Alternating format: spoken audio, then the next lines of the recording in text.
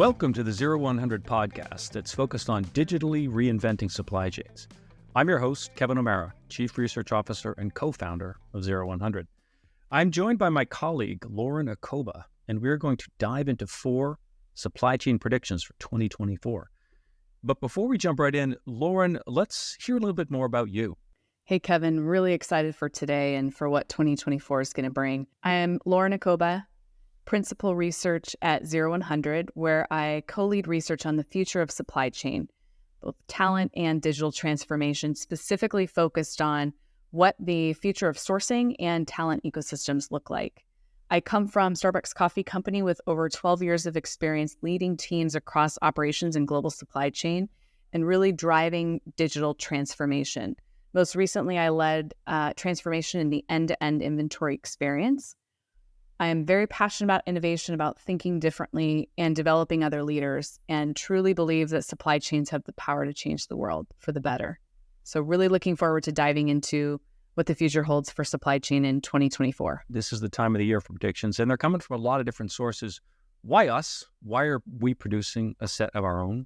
They're bold points of view, and they're grounded in data and insights, and that's what I love, that they're both strategic and actionable. We want to help supply chain really make progress on driving digital transformation and a more sustainable future. And they, of course, align with that vision of 0% carbon, 100% digital.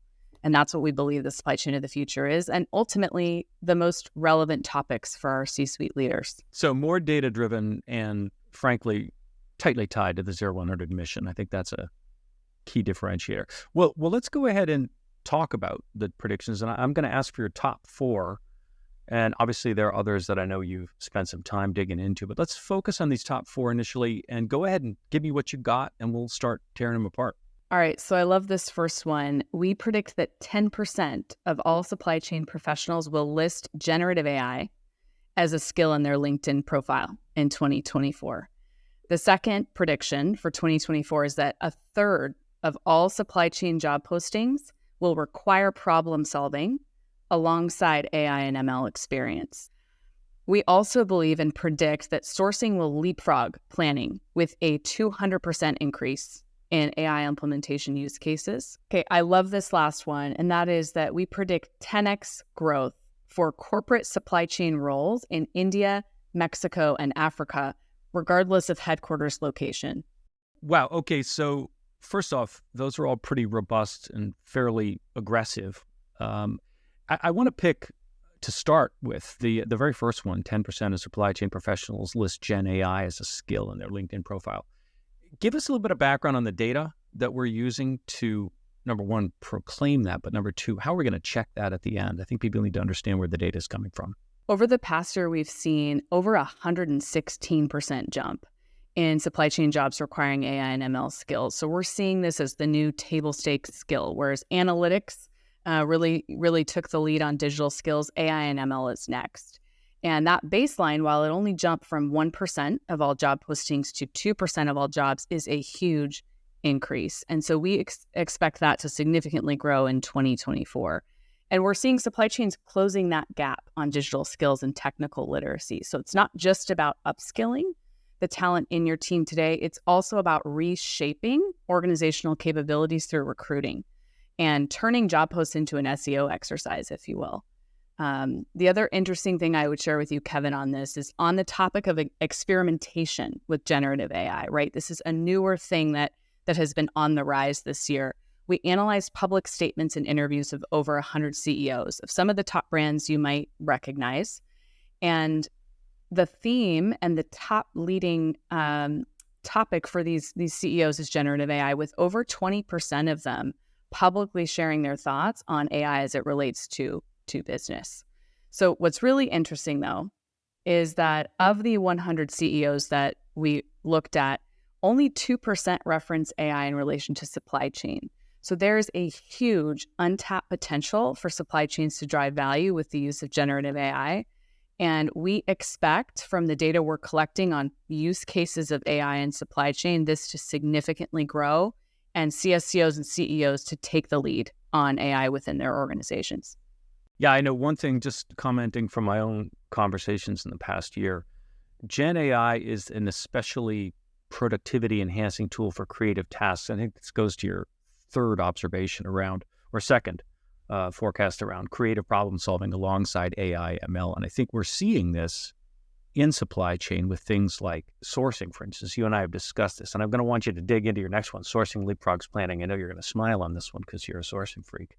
But I can see some opportunities for Gen AI as a creative sort of innovation assist for sourcing professionals. Maybe you want to talk a little bit about that. I love that 200% increase as sourcing leapfrogs planning, which I don't think people would really believe because planning is pretty juiced up on AI. But tell us a little bit about why you think sourcing is going to jump planning in terms of its AI implementation, use case, success rate, stories, and so forth. Absolutely. I love the title, and I will gladly accept sourcing freak. So I absolutely believe sourcing professionals really are unsung heroes of supply chain, and oftentimes, kind of running in the background. And the reality is the impact of your supply chain, or the ability to create a competitive advantage and deliver profitable, sustainable growth, which we're all looking to do, really is a product of your capability. And I believe that's both your digital capability and your talent. And if you think about sourcing, right, their superpower is driving value for the enterprise through strategic relationships. So think about, you multiply your talent ecosystem if that extends all the way through your value chain to your strategic partners and not just the team within your four walls or virtual walls. And so really the question is, how do we unleash sourcing professionals to do what they do best and to take a leadership role in shaping the future of business to drive performance and decarbonization? And we're starting to see hints of this and a huge growth in use cases for AI in sourcing organizations. So the one example I'll give you, you talked about generative AI, is the use of generative AI and kind of virtual assistants for sourcing professionals in creating briefs, category strategies, and going all the way through the negotiation process. A huge uptick in AI applications for contract lifecycle management, and ultimately assistance for sourcing professionals in identifying cost savings opportunities, getting ahead of risks proactively as a result of a lot of the AI technology developments that we're seeing in the industry today. And what struck me when I saw your prediction, and I think your backstory helps explain this a little bit, is sourcing, for whatever weird reason, has broadly terrible tech compared to planning professionals, manufacturing folks, even logistics people. And I think one of the things that we see a lot of is sort of thinking of a use case that's so important is people sitting around waiting for an upgrade to their contract management systems, to their supplier intelligence systems, even just some of the basic process automation for sourcing and supplier management folks. AI seems like an opportunity for them to get a jump on this. And I think this may be why it's appealing. Rather than wait for the upgrade to your SAP S/4HANA implementation to start putting in your pieces, a story I won't name the owner of that problem, but I don't think it's unique. This is a chance to begin to play with tools that are a little bit more narrow cast, but high impact. I don't know if that resonates, but I know sourcing folks have been underserved broadly in terms of their tech. Absolutely. And I would say, don't wait to get started. And this is what we're seeing. If there's any practical takeaway from this, because we're very pragmatic as supply chain professionals, right, is don't wait to get started and to start learning about generative AI. And there are a lot of emerging startups that can plug into existing platforms that you have, but are really kind of low barrier to entry. And we're seeing especially a huge growth. We know that reducing scope 3 emissions is a huge focus area for a lot of companies, and kind of closing that gap between the commitments that we've all made on sustainability and the progress towards those. And seeing a lot of sourcing professionals start to use AI and generative AI to fill data gaps and get to a place where they understand, where scope 3 emissions are coming from, and they're using artificial intelligence to help them reduce scope 3 emissions throughout their value chain and get to 100% traceability. Let me jump from that to your fourth prediction, which is the 10x growth for corporate supply chain roles in India, Mexico, or Africa, despite no HQ presence. I have anecdotal evidence of this myself that goes way back. HP is very much in this camp. I think so is Dell. These are both tech, of course, but you're seeing this from General Electric, Boeing, Schneider, various different big industrials, as well as increasingly apparel and footwear. I know that there's a lot of push for those who've been over-indexed in China to look for more capabilities in India in particular, but also Vietnam and a few of these other places. What do you think is driving that, Lauren? And let's just get into a few examples that will help people understand that it's happening and what to do about it. Yeah, if I think about digital talent, so there's the infrastructure element, a lot of other elements. Globalization or deglobalization, it's nuanced, right? The ultimate goal for a lot of supply chains is improve resiliency. It's a competitive advantage.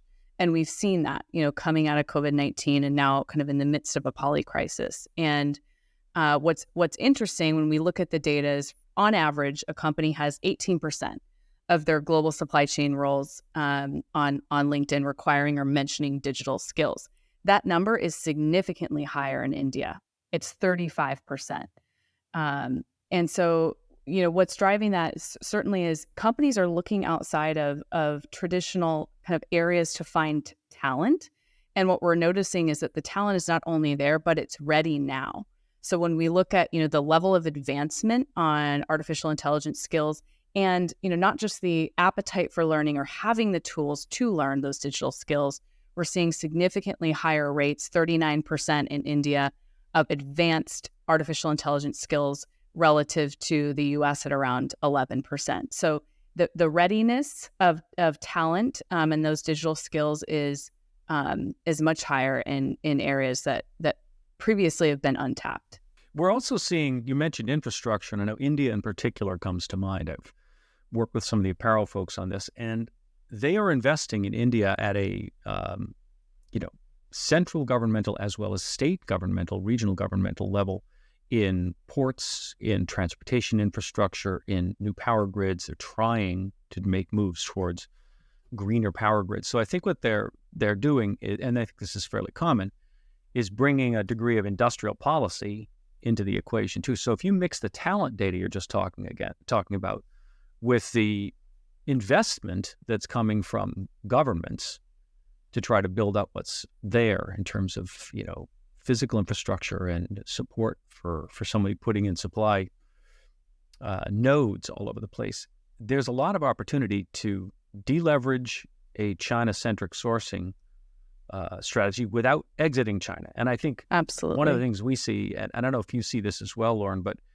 no one's really trying to get out of China completely. In fact, China is still not only the center of a huge amount of capability, but a tremendous market and, frankly, a good partner. I was, in a conversation just yesterday with a couple of folks, CPG and apparel. I won't cite their names, but they're both really looking to China for some of the key automation skills because of the fundamentals of China's demographics, which are forcing them to really lead on automation and robotics. That then bleeds out into other geographies. So when we see Mexico or an India taking advantage of some of that capability, it's part of a broader move to, create regionalized supply chains that still have a significant China footprint, but are taking advantage of some of these skills that you're talking about and some of the bets that these nations are putting in to build out and attract manufacturers from global companies. Absolutely. We're seeing, the rise in diversification and we're getting more precise with technology on how we're structuring our supply chains to really align with the macro environments, but also our business goals. So, Africa is another really interesting one where we're taking kind of a cue from some technical leaders where, they have a significantly higher percentage of the roles that they're posting in Africa are recruiting for digital skills. And so there's the talent is there, and it's a matter of how you set up your organization to be able to both recruit and share talent across regions. Any particular countries in Africa stick out? I know anecdotally, some of the places where investments have been made. I don't know if anything shows up in your data or in some of the interactions you've had in the last year, but any countries you want to call out in Africa? I'm not going to give too much away on this call, Kevin.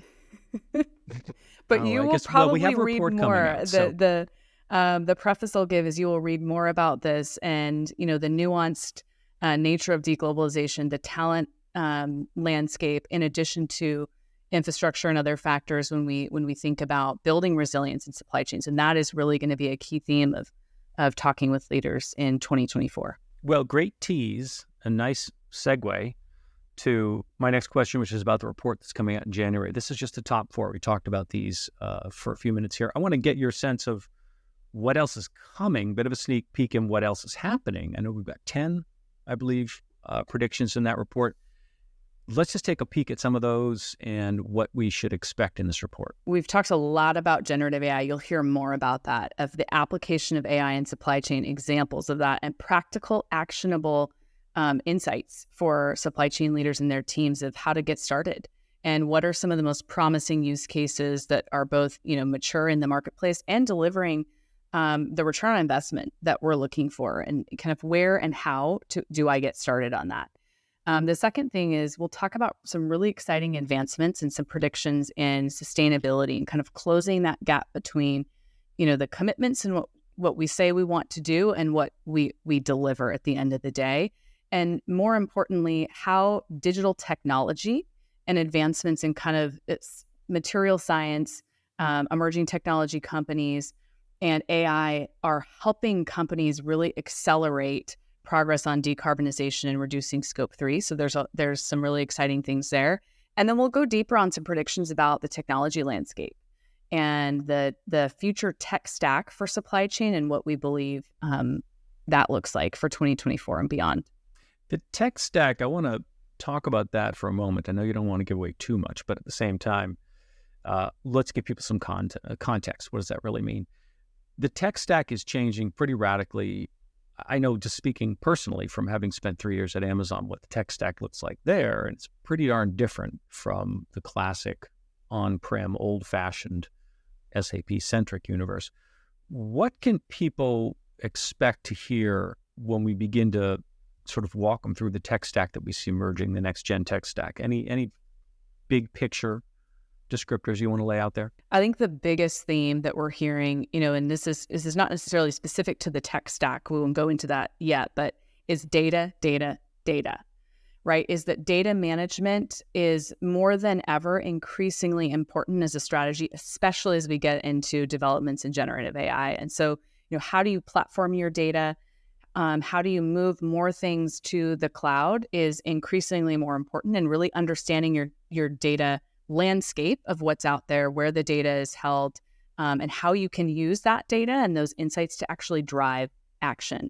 And so there's a lot of things happening within that space, and a lot of focus from supply chain leaders on data and how to prepare data to be ready for the advancements in AI. On the cloud question, which I'm always amazed when people still haven't really made the move to cloud. There's an article that I saw just recently about SAP making a rule that people have to move on to the RISE program, which is turning them, going straight into the as a service format, or they won't get access to the applications they need for things like carbon accounting. Pretty critical stuff.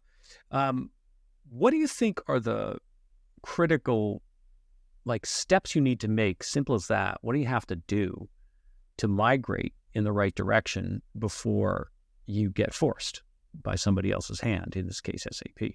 What's the plan on getting to cloud, and how should folks who are only partially there or not all the way there, or, really still haven't begun to make the move, what can they do to get ready to move to cloud? There's limited appetite for kind of being forced functioned into one large, massive system where there's limited flexibility on what you can do with some of the new emerging tech coming out. And so that is not being welcomed by many supply chain leaders. And I think the biggest thing on my mind is, how do you clean your data and get accurate data? And how can you use AI to fill your data gaps, but also help you with data cleansing? And how can you clearly identify your processes? So understanding your business processes, who owns that data, who are the decision makers in the organization that once you have that data, will use that data to drive a decision. Those are some of the foundational elements that have to be right in order for truly a successful implementation of AI on the other end. And so I know it's foundational, it's not new, but these are things that we're seeing successful organizations do up front before, to have the output that they want to on the other end of their transformation journey. The data question comes up all the time, of course, do I need to get all of my data sorted out? Do I have to have a universal master data strategy fully executed before I can make any progress? The answer was no. I mean, it takes years to get your data fully in order, but that doesn't mean you can't start. In other words, if you can find and platform the data that allows you to solve a particular problem, you might as well get going on it and then continue to build out the data. Any perspective on, can people go partially in the direction of getting their data sorted and get rolling and keep going versus getting everything clean before doing anything? What do you feel about that? Absolutely. I think that's 1,000%, I would say, get started. And I'll give you an example of this. There's a footwear and apparel company that really wants to get to 100% traceability, right? So that's a huge theme, especially in sourcing organizations. For a lot of different reasons, regulations are changing rapidly and are extremely complex and ambiguous. And at the same time, you have to have that visibility to drive your Scope 3 emissions reduction. When a lot of those Scope 3 emissions happen kind of upstream in your supply chain. And so, understanding why you need the data, what insights are you trying to drive, what business outcome do you need to have at the end of the day? And this company is looking at what are my top drivers for them. In this case, getting 100% visibility means they need to know what is driving the largest amount of their revenue. So what revenue is at risk? If they do not know and understand where those supplies come from, if they have a trail that can be audited that says they comply with regulations, and so they've kind of identified the top 5 materials or inputs, and those are the ones they're going after to really get the data all the way through their supply chain for those 4 or 5 materials. So starting small is absolutely huge. And a lot of times, that is 80% of the value, and you're building momentum as you go. Yeah, and you're reminding me of another example. I won't cite their name, but it's a CPG company who is trying to get their head around carbon accounting and reporting. And what I think the bottom line is, they're building a giant data lake, and they have a whole bunch of different kinds of data, highly unstructured in some cases, semi-structured in other cases. And what they're finding is incrementally moving toward using AI tools to, especially for these document-centric processes and data categories, to normalize and make some sense of that material. Bit by bit, they're getting cleaner in terms of their ability to measure and report their Scope 3 data, their Scope 3 carbon data. And I think that's what's really different, it seems to me, from the old school, classic, database-driven process automation and transaction management systems that still run most of the world's supply chains. I don't know if that's universal. I could see how that fits in the sourcing universe as well. Going back to the beginning, here we are at the end of 23, and I remember when 23 was getting going and beginning to get our heads around the role of AI. We've been using this AI census and AI blueprinting system to try to map where the AI use cases are. And in January and February, I'd go give a speech and I'd ask, show of hands, how many of you have used ChatGPT? And it was a handful for the first month, and then it went up to a chunk. By the time it was October, I was getting nearly everybody in the audience, almost regardless, by the way, of audience size, C-suite on down, everybody's hands in the air. And what that led to was this conversation about, there's a heck of a lot more out there than people realize. The event we hosted with Google support earlier in the year was all about how much is really happening with good old-fashioned AI. And I think that's one of the lessons learned, is that 87%, that Salesforce number you threw out there, of the C-suite experimenting. Actually, a lot of that is they're realizing they're farther ahead than they thought. I don't know if that's something you've seen, but this AI blueprinting process that we've been doing with folks is exposing quite a bit more progress than I think a lot of senior leaders even realized was in place. It's true. It's been really exciting to see, as we've gone through this with the community, how many use cases there are for AI across, all forms of AI, across the loop, what we call the loop, which is really that view of a circular connected supply chain, both the demand and supply side. And there are a lot of different use cases, and a lot of leaders are ahead in many areas, much more than they thought. The other exciting thing that we're seeing with the blueprinting exercise we're doing is the connections between functions. So as one example, we know this as consumers, that there's, really heavy AI implementation on the sell side. So we might have experienced it through, a chatbot when we buy something, or virtual try on, or you go to search for something on Amazon and you have product recommendations. And what we're seeing is a growing use cases for connecting the AI and the insights that we're getting on the demand side with the supply side. And so a lot of interest from supply chain leaders on how to start connecting the data across the loop and really get the most out of AI that's already implemented in other areas across the supply chain. It's a great call. I'm glad you mentioned that. This loop, which shows the supply side on the left hand, view of an infinity loop, and the demand side on the right hand side. When you have a conversation with supply chain folks about this, they get AI is happening in forecasting and planning and logistics, optimization, and even sourcing to a degree, certainly in manufacturing, machine vision, systems like that for quality control.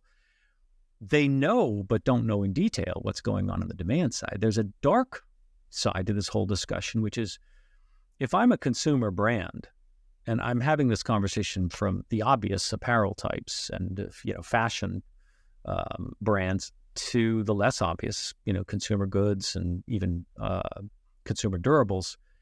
If you juice up your demand side and all of a sudden your e-commerce capability is generating all kinds of offers for customers, and the use phase of this demand side, which is the social media feedback loops and customer engagement on flavor they like, what formulation they like, that's really exciting. And your marketing folks are doing cool things over there. If the supply side isn't caught up, you're going to be making promises over there that you can't keep. And if you're lucky, it will be no worse than you've missed opportunities and you've gone out of stock on hot products. If you're unlucky, it'll be something terrible, like you have a quality failure, or you have a recall, or you have something disastrous. I do believe that the good news is that it's happening and you can learn from your marketing colleagues. The bad news is that if you're sitting around not investing in the right tools, in particular, mirroring the AI power on the demand side of your house with what you can do on the supply side of your house, you're going to get in trouble. So I think it's good news, but it's also potentially bad news if you don't get out ahead of it. Lauren, let me go back to the report for a sec, and then I want to make sure people know how to get hold of this report. We had 10 predictions. We're trying to cover a bit of a waterfront of applications of AI to supply chain. Any sense of how we settled on the key predictions that we're making and why they matter the most? How to talk a little bit about our process. We have a sense of the 10 predictions they're going to get a look at. I mean, we are relentlessly focused on what does the future look like for supply chain, grounded in data and insights, stories of what's actually happening in the industry, and work with our community. And so when we created these predictions, it was very thoughtfully done in terms of, what do we think the top 5 narratives are, and what is top of mind for C-suite leaders in 2024? What are the most important advancements, in the supply chain that if I'm not thinking ahead, or if I'm not thinking about, or if ignored, could derail my strategy potentially? And what a lot of the industry that our listeners, right, are bold, right? They are bold innovators, and they're looking around the corner, seeing what's next. And so their question is, what does the future hold for supply chain, and what can I do to ensure myself and my team are ahead of that beat? And so that's really our goal when we created these predictions. I remember when you started this process, leading the team through assembling this set of predictions. We have the sort of 3 legs of a stool: data, theory, and anecdote. Our theory is what we're hearing at the senior-most levels about how it's all shaping up and how that's being driven by mega trends, including technology, but also demographics and economics and social trends. But the data was really a key differentiator for us. And let's be clear, we're willing to be wrong too, right? And so a lot of our hypotheses we put out there and said, we believe this is true for a variety of different reasons. Let's see what the data says. Yeah, and let's be fair, that's a great call-out. We know we'll be wrong on at least some of this stuff. But we also know everybody's got a situation. Anybody who's listening to this podcast is someone who's in this position where they're being asked, what's the plan for 24? What's the plan for the long run? What do you need? What can you prioritize as your top concern? Looking around that corner into the future and seeing what's coming is pretty critical. How can people get a hold of this report? Lauren, in case they are interested in seeing all 10 and the data behind them and what the implications look like there? So it's for our members of Zero100. We will share a preview, however, on our LinkedIn channel. So for those who are interested, they can check it out there. And of course, they can always contact me directly or reach out to you as well, Kevin. Cool. Now, you talked about actionability. I think the how is sort of a motto for us. It's all about the how, not just let's decarbonize, let's digitize, but how do we do it? So actionability, what can our listeners do specifically with these predictions? You got them in hand, you're doing your planning, you're out there trying to make decisions. What do you expect is the change that it makes in terms of people's work, people's, action steps? We believe this will excite and incite some interest from our supply chain professionals on what the future holds and how they might want to adjust or tweak strategy for 2024. And then there's very practical steps. So we talked about, getting started. How can you get started on a very small scale? And so each of the predictions will come with data and insights to help inform C-level leaders and their teams for what the future holds, but also, very practical insights and next steps that they can incorporate into strategies this year. This is the kind of information that lets you bring a third-party perspective, bring some external data to the conversation. So you're not just working in your own universe inside the four walls, but you're actually getting an outside-in perspective. You're being able to reference what's happening in a wider world, tie it back to macro trends that people, including your CEO and your board of directors, are fully aware of, but don't know what it means. So I find that the place people like to use these predictions is talking to the board, talking to senior leadership, talking to even outside audiences about what we're investing in and why we're doing this and not that, why we're prioritizing one thing over another. Decisions about where to locate new plants, decisions about where to, invest in long-term supplier relationships, decisions about what to build in terms of internal tech development capabilities with that tech stack you talked about. These things have to hang off of some tent pole besides just your internal financials. And I find a lot of folks have really appreciated the kind of thinking you're doing on this when they're in that situation. Absolutely. Well, Lauren, I really appreciate the work you led on this. And I think the team has done an amazing job of throwing out some pretty interesting predictions and making it actionable, which I think is really what's key. So thank you, Lauren, to you and the team. Thank you, Kevin. Well, that's it for today's episode of the Zero100 podcast, Digitally Reinventing Supply Chains. See you next year.